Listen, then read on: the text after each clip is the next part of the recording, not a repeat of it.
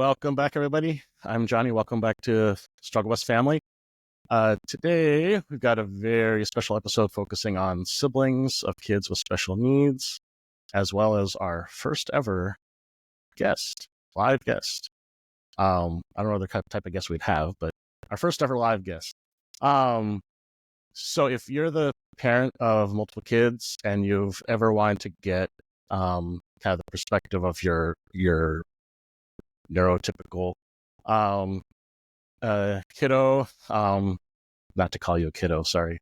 To me, everyone's a kiddo. Right. So if you ever wanted to get their perspective on things, on life in general with a special needs sibling, or in my case, I have lots of questions, but if I'm maybe putting too much responsibility or burden on their shoulders, or any other number of questions, this is the episode for you. Like I said, I can't wait to get into it. I have a bunch of questions, but first, hello and welcome, Savannah, to the show here. How you doing this morning? I'm good. I'm really grateful that you guys are having me. What an opportunity. I'm so grateful and excited. So absolutely. Well, we're so thankful to have you on, and glad you agreed. Before we get into the guts of it, Savannah, what we like to try and do each time we get together is talk about today or recently, this week, whatever, struggle, and then a strive or thrive or success. yeah, and it doesn't need to be special needs or rare disease oriented. It could be anything.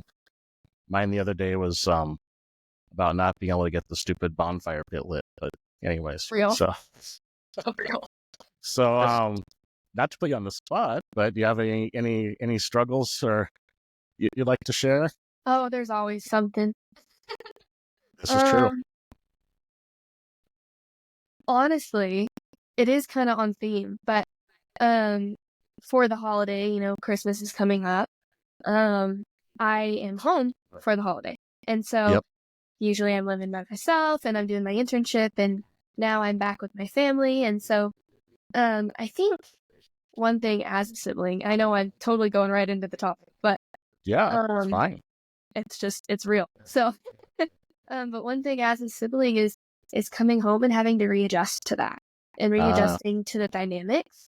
I think you live on your own and you're doing so many things that are part of kind of everyday life. I'm doing my dishes and I'm doing my laundry, and then I come home. You got your routine. Yep. Yeah, and then I come home and it's like, okay, having to have that patience with like, okay, but that's not always part of her routine.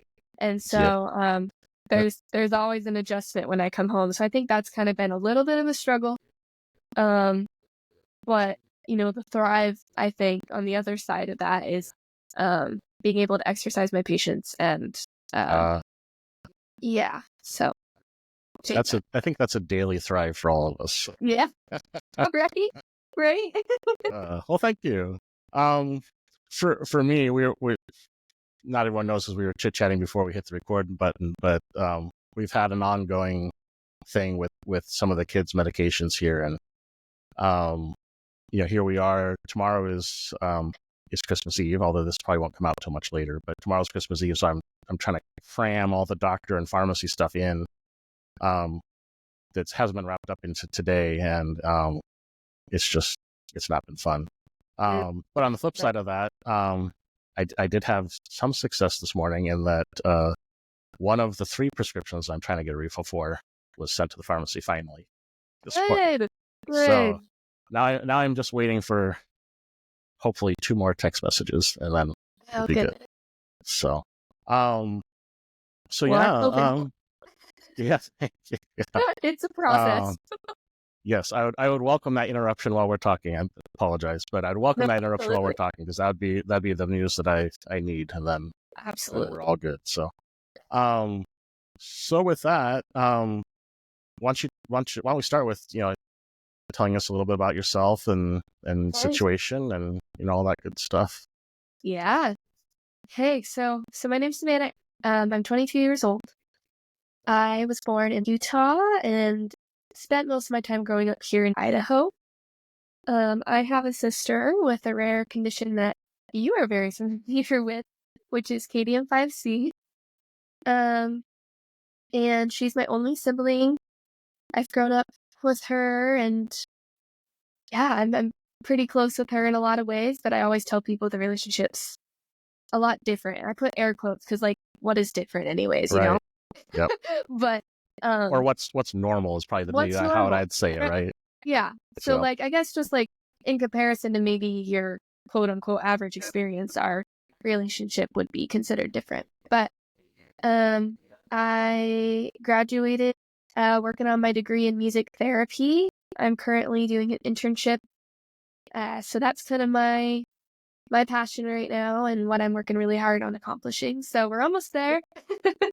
yeah. All Just right. gotta finish that internship and get certified. So And that's then a little bit. then the long-term goal is what? Yeah, is to just practice as a music therapist and a certified music therapist. So Okay. yeah. Which I think will. I mean, I don't want to get ahead of myself or ourselves here, but I think that would be a good topic as well. I mean, for me at least, I had until we met over the summer at the KDM5C conference, I didn't know about music therapy or any of that kind of stuff at all. But seeing you with the kids and how they responded to it, it needs to be a more prominent thing, right? I think so. Because they definitely responded to you. Oh, they're awesome. They're so in a great. positive way. So, okay.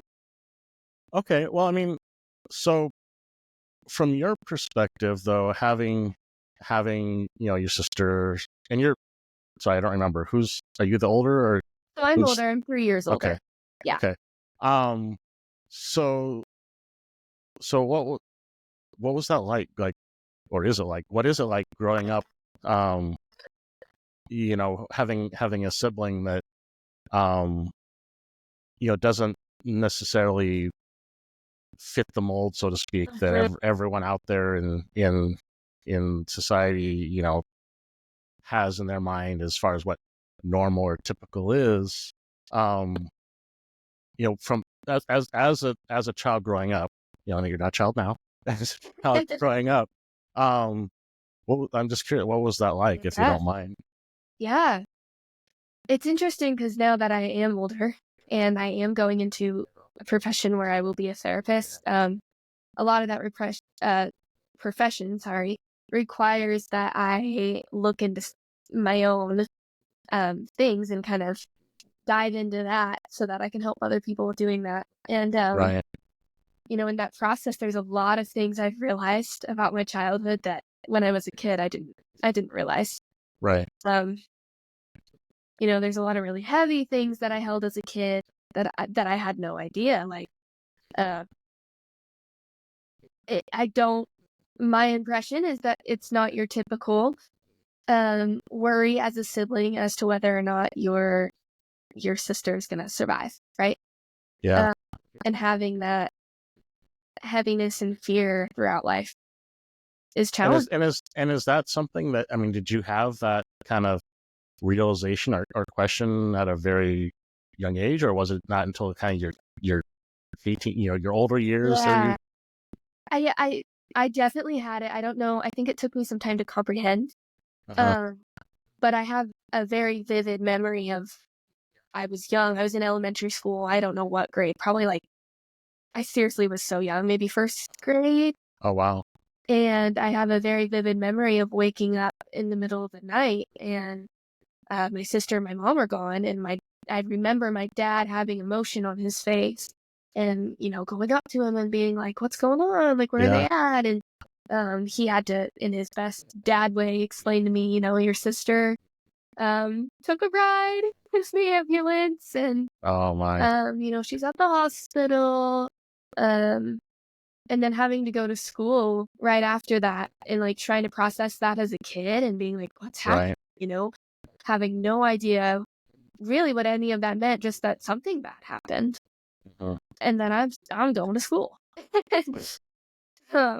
Yeah. And it sounds like not even yet knowing at that point in the day, at least, what the outcome was. the afternoon or evening would Right. look like. Yeah, exactly. Right. Yeah, exactly. I mean, I just remember being so confused as a kid and holding that all day, but not knowing what I was holding, not having the brain to realize what was going on. And Wow, um that's a lot.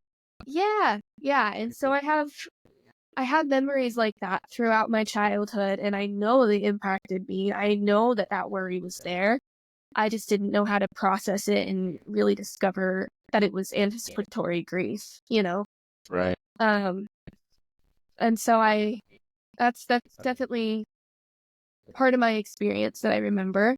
I also remember very early on catching on to these quote unquote differences and noticing people in my, small cohort at in elementary school that had differences and, you know, wanting to be friends with them because that's all I need too. Yeah. My sister isn't neurotypical, and so wanting to be friends with them. And I remember getting a lot of like praise as a kid and not really knowing what to think about that. And kind of already at that age being like, I'm just being a friend. Like, what do you mean? Like, I'm just being a friend to people. And, I got an award when I was like in 5th grade. It was like a statewide award because I stood up for people. And I look at that now and I'm like, yeah, maybe that's a cool quality as a kid, but shouldn't that be the norm? Like, Right. I don't know. I look at that now and it kind of is an interesting thing to think about. So I'm just like, Um, Well, I mean, yeah, the underlying thing I mean,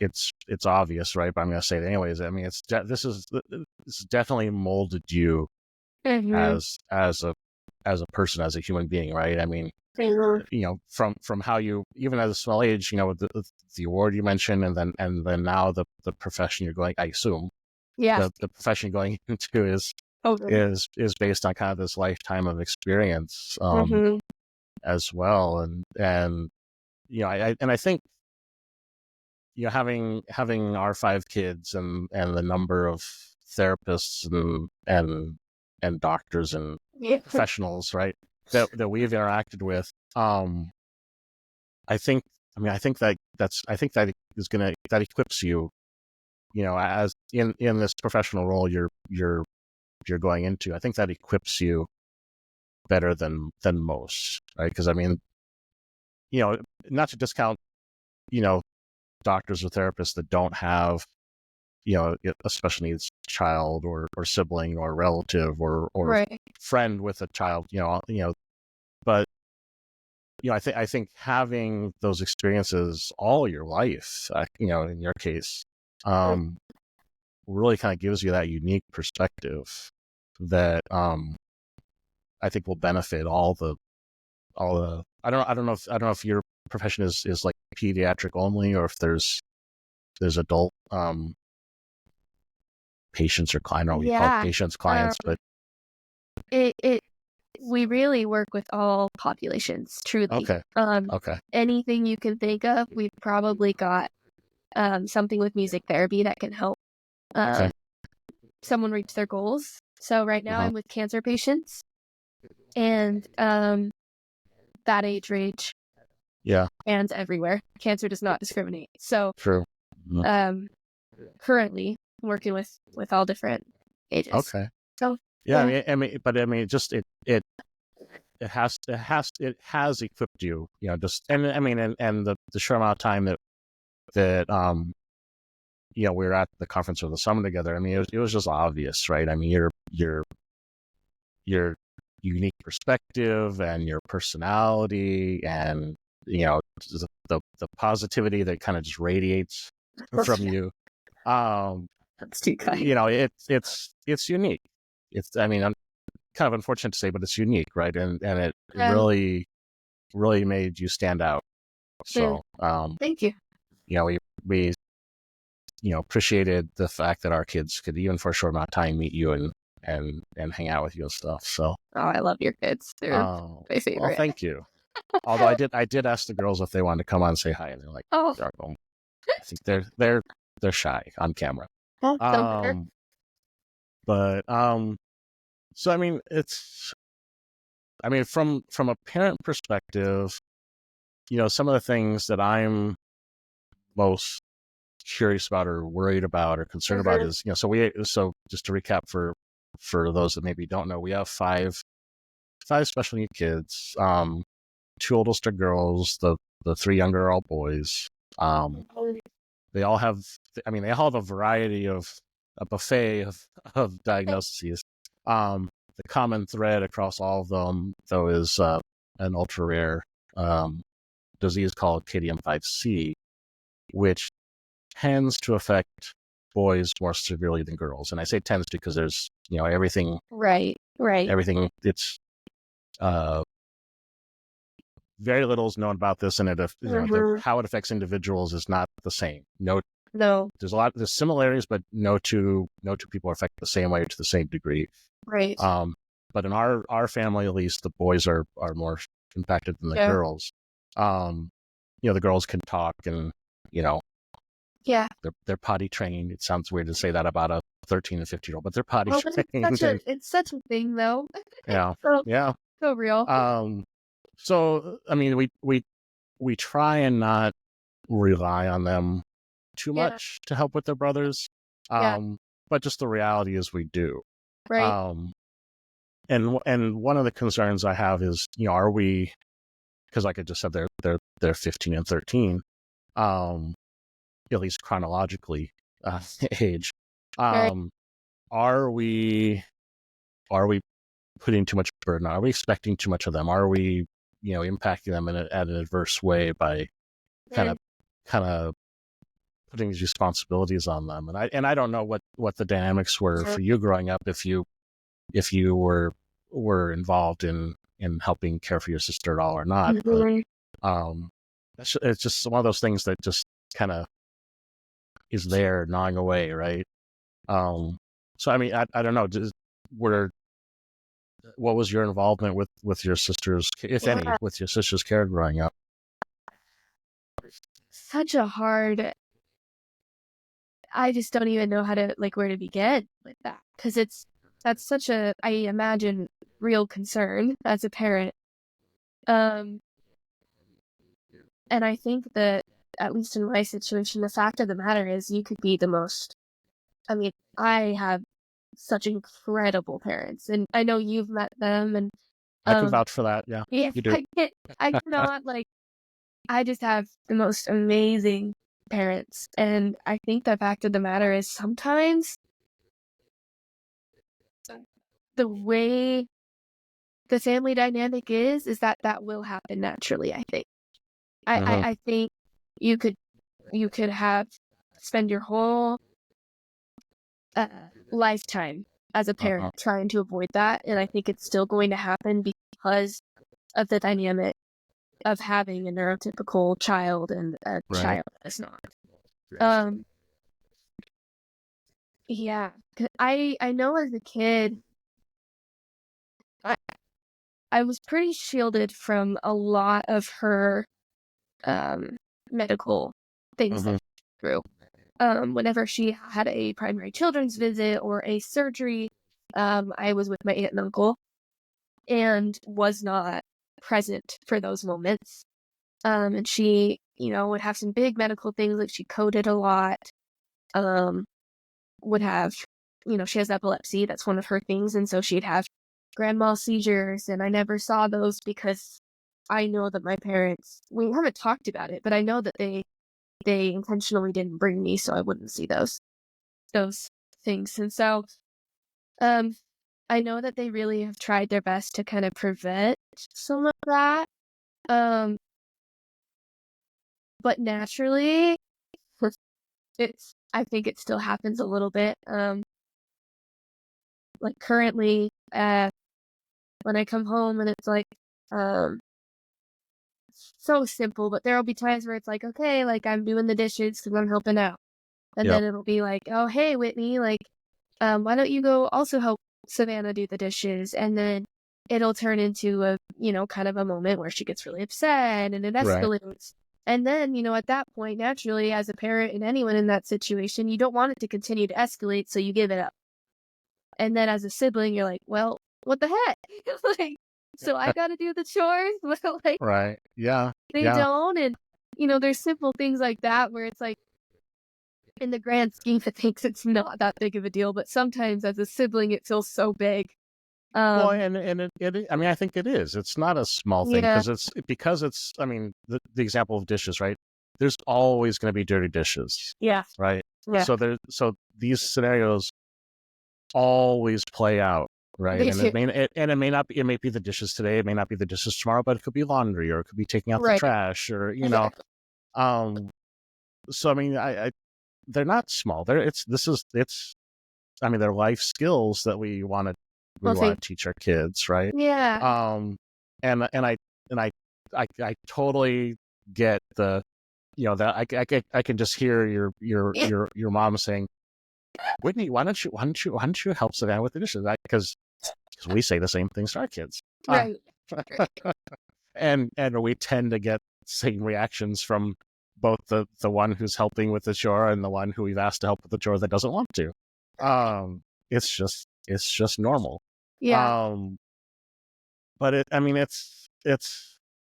mean, I'll take it a little more severe. So we have 5 kids spread Right. across elementary, middle school, and high school now. First year in high school. So we know a lot of special needs families and kids and such. And one of the probably the heaviest theme, which will be a totally separate episode and topic and probably multiples, is who's going to take care of my special needs kid, or kids in our case, when I'm not here or when we're not here. And we know of some families in some cases where a sibling has I'll say already said, oh yeah, I'll help, I'll step in and help take care of my sister, my brother, whatever it is. But they're still kids themselves, so I mean, it's kind of like, well, maybe you should, it's their family, so it's their dynamic and such, but it's like, well, maybe you should have that conversation later in life. And then there's the other side of it, where the parents are putting that expectation on their kid to help take care of the sibling later in life, and which is I mean, again, their family, their dynamic, their choice, right? But I mean, that's a conscious decision that we're like, no, we don't want to put that on our girls, right? I mean, they have their own stuff going on, their own needs and their own life.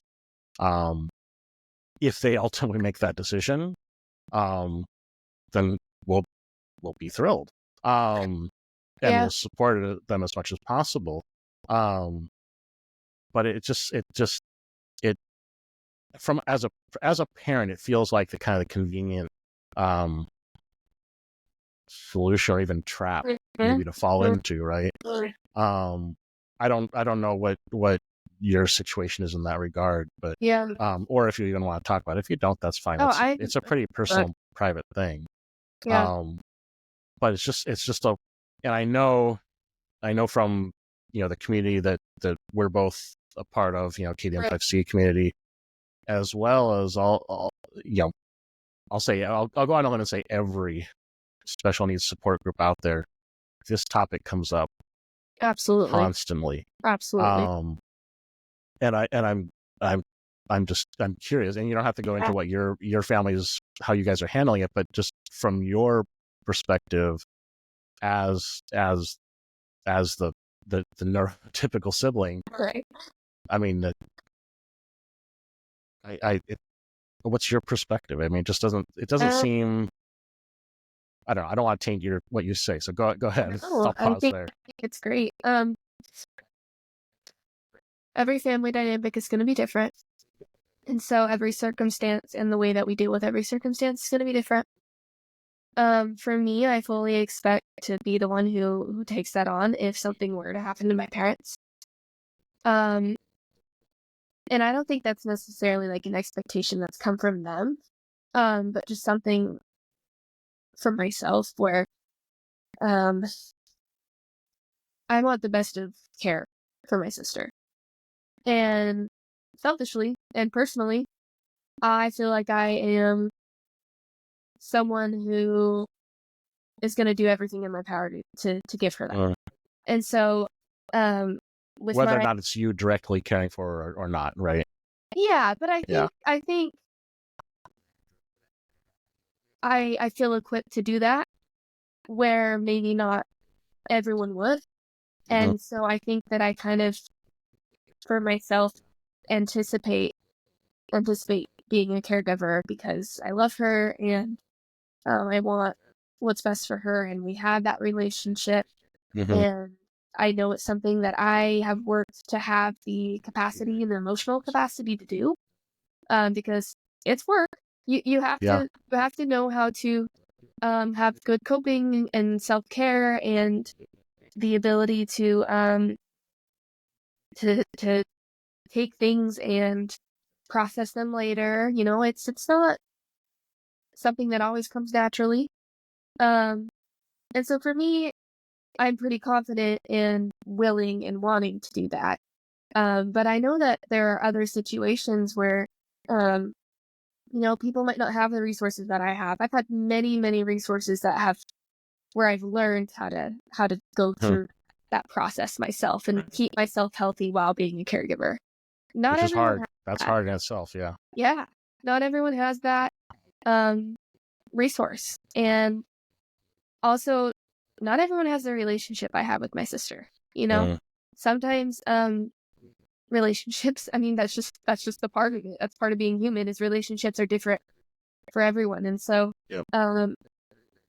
I definitely realized that my closeness and my love for my sister is something that's individual to us in our relationship. And yeah, I think, as I'm like kind of talking and processing out loud, I think my thought would be that it would be healthy as a parent to not put the expectation on your child, but to also have open discussions about it, where, both parties are wanting to genuinely listen. They're not listening to answer, they just want to listen. Right. And I think I envision that being maybe something that could be healthy and good in these situations of just like, let's talk about it. I'm not expecting this from you, but I would love to know where you're at, how you feel about this, because it's on our minds. I mean, you could never bring that subject up to me and it still will have crossed my mind. I know from growing up that a caregiver is often needed, and it's just part of it. And so of course it's going to cross my mind of, when her main caregivers, if they're not here, what's the next step, right? Yep. So I think just maybe addressing it as like, this is something that's a normal thing to have on your mind. We've had it on our mind. Being honest about where you're at, I know that my parents probably scares them to death. It's probably, and I know it's terrifying. It's terrifying for me. I'm not a parent. So I think just being real about that, being like, we're navigating this for the first time. You're navigating this for the first time. There's no expectation on how this is going to go. Let's just try and get through it together, kind of thing. And there's no right or wrong answer or way to do it either, right? There is no. I think it's so individual to each family, and so. Well, I mean, so that's you've kind of I don't say inadvertently, you've kind of hit the nail on the head in terms of why we've started this kind of series, right? Is because a lot of the things that our community, special needs community, parents, caregivers, siblings, affected individuals, deal with on a regular basis, are not talked about or discussed openly, right? It's yeah, exactly. It's like, oh, that's private, Right. or just some of the other words I've used to describe it is it's embarrassing. People find it embarrassing that to talk about their kid It can who, be shameful because of the way our yeah, society is. exactly. And it shouldn't be, right? Because these are real things. These are real Our society situations, real should be problems. accessible. We shouldn't be having to make it accessible. That's something that should already be there. But we Yep. feel shame because of the discrimination we experience. Right. And, I think one of the ways to combat that, like you're doing and like you're saying, is to talk about it. So Yeah. And the other side of that, I think also plays a part in perhaps is we as parents, in I'll say in some cases, because I can't speak to everyone, but in some cases there's a grieving process that has to come along for the ride here, right? It's like when you find out you're gonna have a child for the first time, it's like, oh, okay, they're gonna be a doctor or a lawyer or engineer, whatever when they grow up, and then it's like and the grieving process isn't like it's not like when someone passes, right, where it's like, okay, different. this has happened and now I'm mourning or entering this phase, right? It's a recurring thing, right? Each time a new diagnosis rolls in, it's kind of like it rips off the Band-Aid and opens old wounds, and you're going through the grieving process again. It's like, okay, first it's, if there's some sort of intellectual challenge, and then it's like, okay, if there's some sort of severe medical challenge, like you mentioned seizures previously, or like in our case, our boys can't talk and probably never will. It doesn't mean they can't communicate. They absolutely can communicate. But it's just part of that grieving or grief that parents go through. And I think that's also maybe, I think, part of why things aren't talked about more openly, but it should be, because you get support, you get ideas, you get answers, hopefully. So I mean, I'm not sure where I was going with that, but just kind of made me think of it when you had mentioned that. Absolutely. So, as someone who has access to resources, I recently had the opportunity to take a training on grief and loss. Oh, okay. And one of the biggest things in that training is how beneficial sharing is. And so I think, there's evidence behind what you're saying of sharing is so validating and something that we often, not everyone, but some people in their grief process go inside themselves and don't share. And so I think, naturally that can happen, but when we do share, it really brings a lot of healing. So I love that you're providing an avenue for that. Oh, thank you. And thank you for being a part of it. Thanks. And as a sibling, listening to you speak, it's interesting because I'm not a parent, so I haven't experienced the grief that a parent experiences, but I have experienced the grief that a sibling experiences, and it's real, and it's there. And, there That's is sorry, Sarah, that's an angle I hadn't even thought of. So really, that's really interesting. Sorry, because I absolutely want to hear more, but that was just like, wow, okay. Well, and I think that's what's so great about these conversations is like hearing you talk. There's things that I've never thought of before, and that's what's so good about talking about it. I think it expands our ability to understand each other. But so I interrupted your train of thought, so I want to try and get back on that train, right, on that track. So as a sibling, the kind of the grief, can you? I mean, I can speculate, but I'm curious, from your perspective.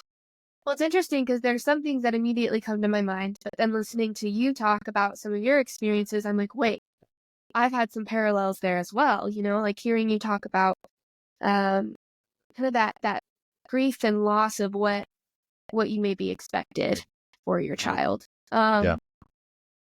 I think there's an expectation for a sibling relationship, and there's a loss there when you realize that your relationship's so much different than maybe some that are around you. You know, I would have all these. I remember like times with my friends where they would talk about their experiences that they had with their sibling, and I'd look at mine and be like, "What? Like what? Like you can talk to your sibling about crushes on boys, and you can like, you know, like."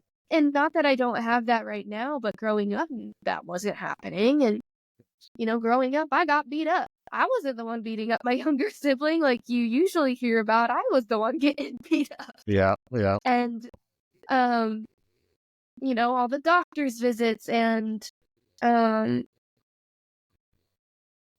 my connection with her is just different. I Yeah. don't sit down and have these conversations like other people have. A lot of my connection with her is just sitting with her and being with her. And sometimes if she feels like it, you know, physical touch, but maybe she doesn't always feel like it. And um it really is in comparison to neurotypical sibling relationships so much different. And I think there is a grief in that.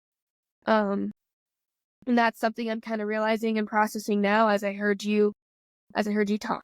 Um, and then there's that anticipatory grief of their medical circumstance and what could happen there.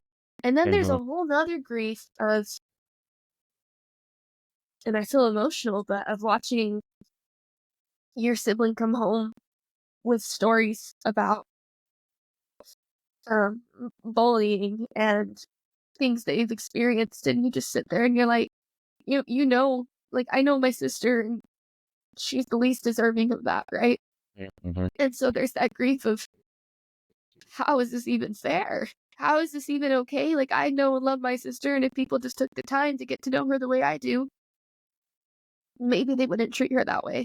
And there's a whole nother grief of society and the way that society treats people with disabilities that, for me at least, is really strong and really real, and it's present all the time. And I'll go on social media, and right now there's this theme of making fun of people with disabilities on social media where it's almost accepted by society, and it just blows my mind. And there's a grief that you have as someone with a family member with a disability that I don't know that other people can understand, because unless Right. we have, I'm such a strong believer that our circumstances and our experiences shape what we believe and what we're passionate about. Oh, And 100%. 100%. I think it's sometimes really hard for people to comprehend the weight of their actions unless they've seen it firsthand. And so there's a lot of grief with that as well.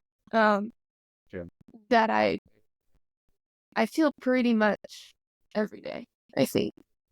Uh, Yeah. Yeah, I mean, and the social media aspect, I think, it's a double-edged sword, right? On the one hand, there's the aspect, you know, to try and make a positive emphasis, I hope. Right. Right. You know, there's the aspect you mentioned where, you know, someone can just launch something, post something, and launch it out there to the world, Mm-hmm. and it's like, okay, I post it on my phone or whatever, and then I go about my merry way, and it's out Right. there, right? Right. Out of sight, out of mind, right? Mm-hmm. Um, and then there's the flip side where it enables, um, it gives us a platform like what we're trying to do here, right? To Right. to put out a different type of message, right? Yeah. And I think, for me, that's I can't. I'll give you a virtual tissue. Um, you know, for me, that's the aspect that I'm trying to capture here, right? Because Mm-hmm. um, you know, there's the community is larger than I think we all realize it is, Absolutely. because, you know, some of the things we were talking about earlier were people, they're not comfortable talking about it publicly or putting things out there. And one of the things I mentioned in another episode was, in the special needs forums or groups and social media, there's a lot of people asking for advice or recommendations, whatever, and a lot of it's anonymous, which is fine. Right. But there's also, and they're too far and few between. But there's also folks who post, their successes or oh, my kid accomplished this. Right. And one of the things I had said in a previous episode was, those things don't need to be reserved for a special needs group on Facebook, right? No. You can, your kid's success is your kid's success, regardless of if they have special needs or not. So, post that shit on your main Facebook page, right? Post Totally. it, if you have a community like our neighborhood group, post it there, right? I mean, right. It's just we need to normalize some of these things, I think, right? And kind of get ourselves out of the shadows, so to speak. I mean, not only for parents and caregivers, but obviously, I think for the siblings, because you guys are obviously carrying a heavy load as well. So, yeah. There's a lot of positive to social media, and it's such a tricky balance, especially if I would say that you probably consider yourself an advocate like I do. And as an advocate, there's this interesting balance of, okay, like I wanna be real and post about things and have the energy to be an advocate, and then you see something like some sort of shit online that you're like, what the crap? Like, have we, what is going on? And so it's like this hard balance of like, how do I maintain the passion that I have about this? How do I maintain being real and open and honest while also like there's a nuance there, there's there's some challenges with it too, but yeah, I think just the more we talk about it, the more. Well, and so one of the things I've kind of gone back and forth on, and I'm curious to get your perspective as a sister, right? So when I've seen someone say something stupid, right, there are many other words I can choose other than stupid, but when I see someone say or post something stupid, or in real life, if we're like at the supermarket or whatever, and someone makes some sort of comment, that's all too familiar.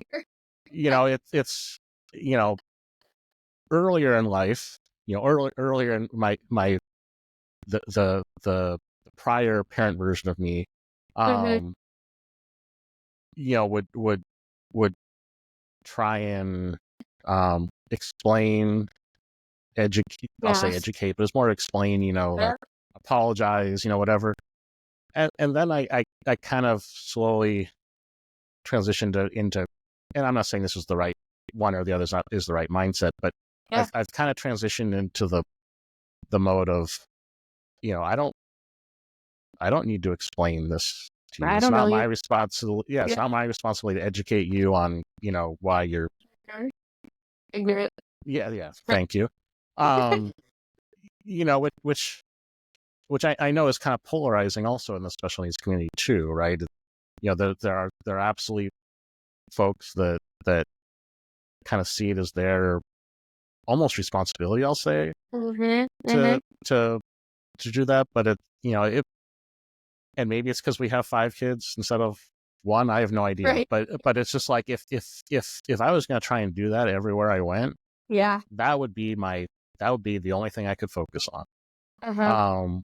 And I mean, from your, walking in your shoes, with your sister, I assume you have to encounter those situations as well. Many times. And you may not handle them. I mean, I'm kind of presenting this as binary. You know, I either do this or I do this. But that's reality is that's not the case. There'll be some scenarios where I will explain something because, you know, and it's case by case. If you think the person will engage, you know, meaningfully in some sort of conversation, perhaps, right? But I mean, what's been your experiences in that regard? Yeah. I mean, and how have you handled them?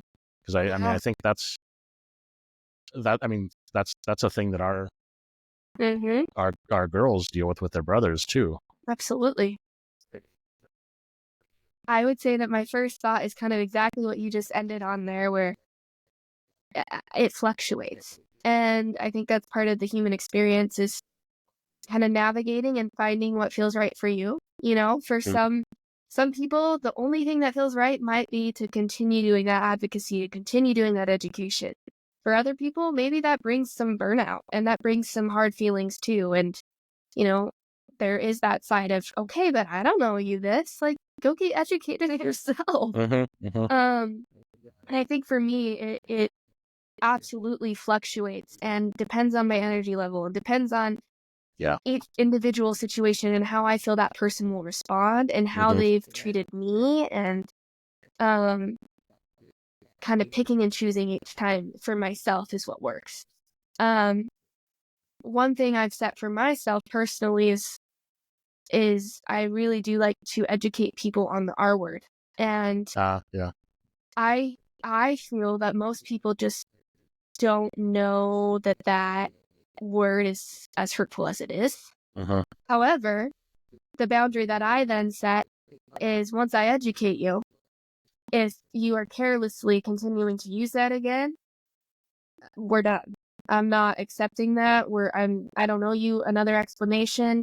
You either stop using it around me, or there's a firm boundary there. Once I've talked to you about it, I don't know.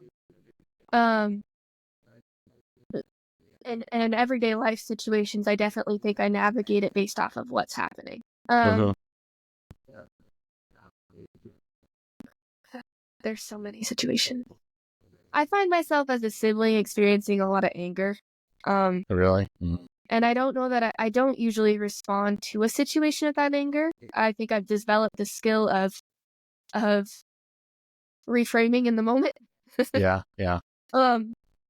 But I think as a sibling, it's so hard to see that ignorance and see your sister being treated that way.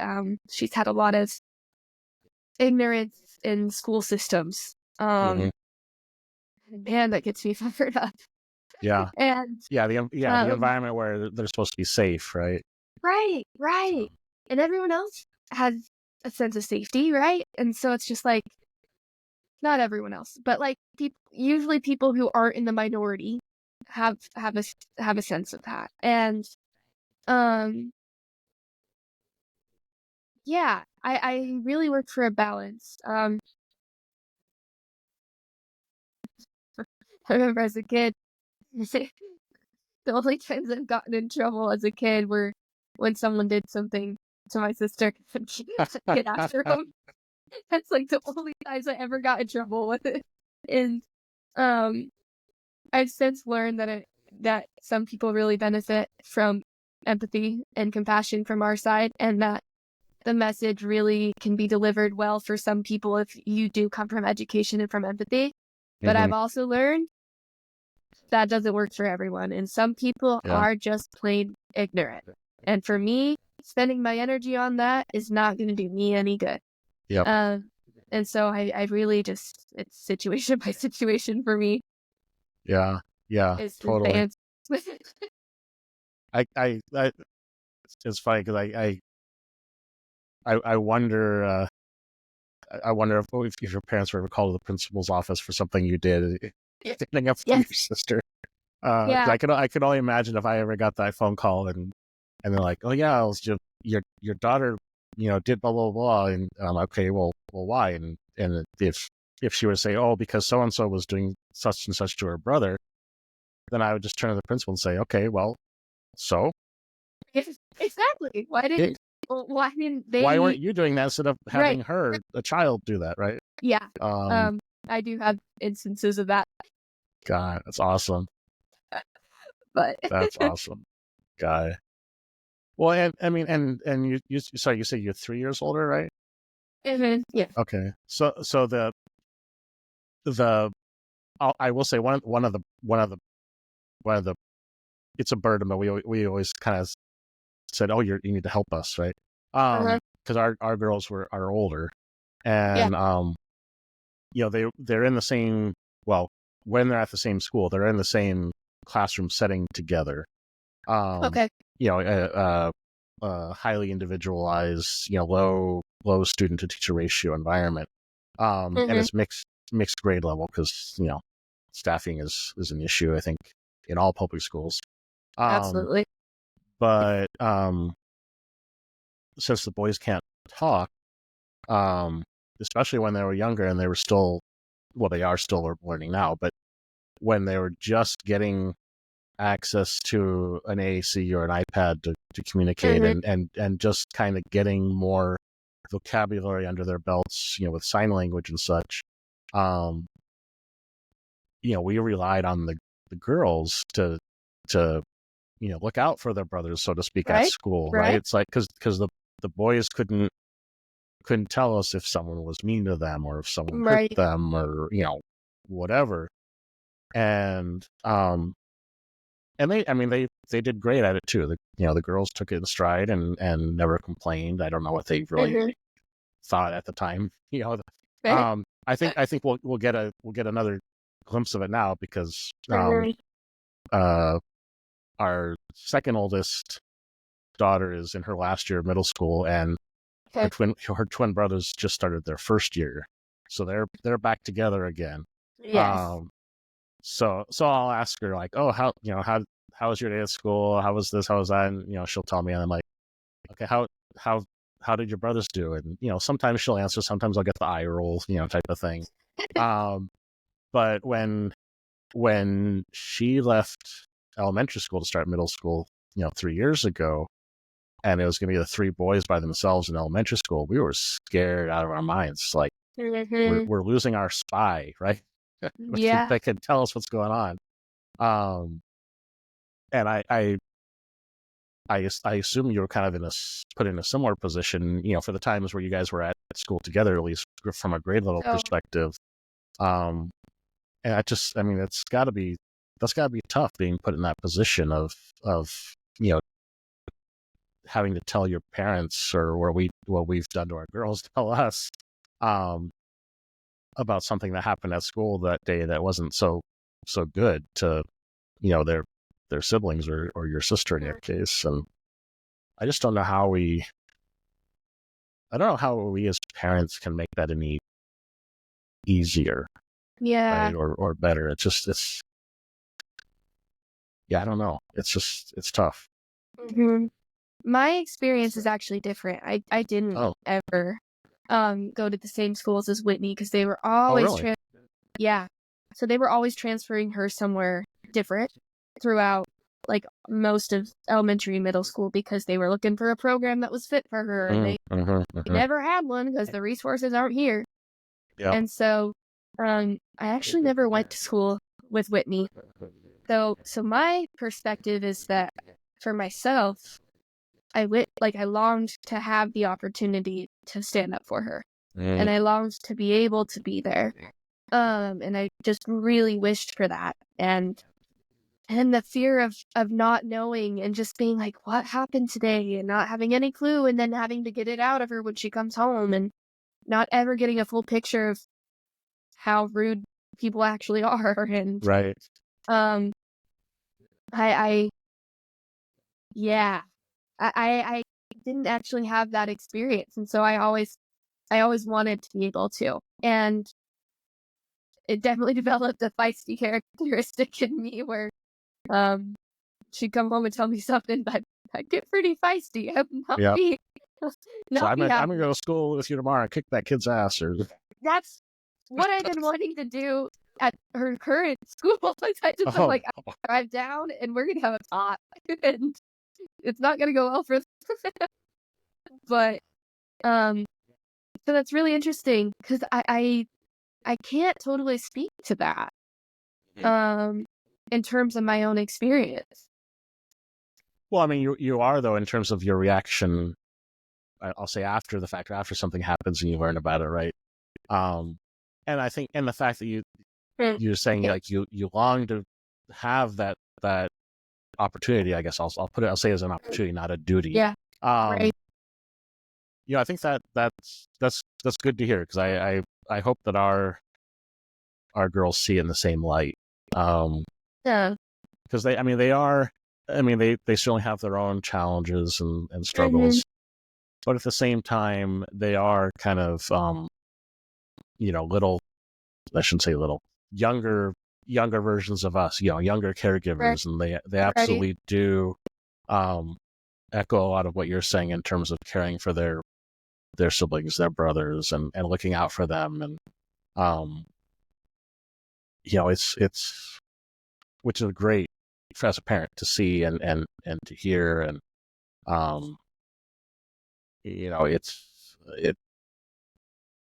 it's a necessity, I think. I mean, it's just an unfortunate necessity, right? If you have multiple kids, and especially if the ones with needs are younger, it just seems like a natural, I hate to say it, like kind of just a natural thing for some of that responsibility to fall on the older sibling too. It's such a weird nuance of, the person in your family, in my case, my sister, she has a right to receiving the care that she needs, right? She's a human being, and so if she needs extra care with the bathroom or extra care with medicine, like, she has a right to that, right?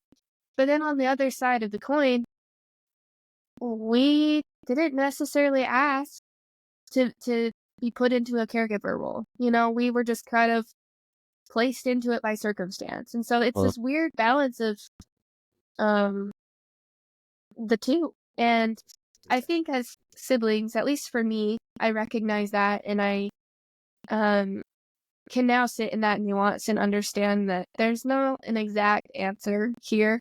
There's not, can't just, as a sibling, you're gonna fall into that role in areas of your life. And I don't know that as a parent, you can prevent that, or that it's even your job to prevent that, because we're all just navigating it the best way we can.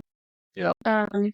So it's this interesting thing. And for me, like, I have times where I love being that role, and I love protecting my sister and caring about her. And then there's times where it's hard, and that's just kind of part of it, like, I'm sure that, I would think that growing up, maybe your daughters will see that, there's both, and there's room for both, as a parent and as a child.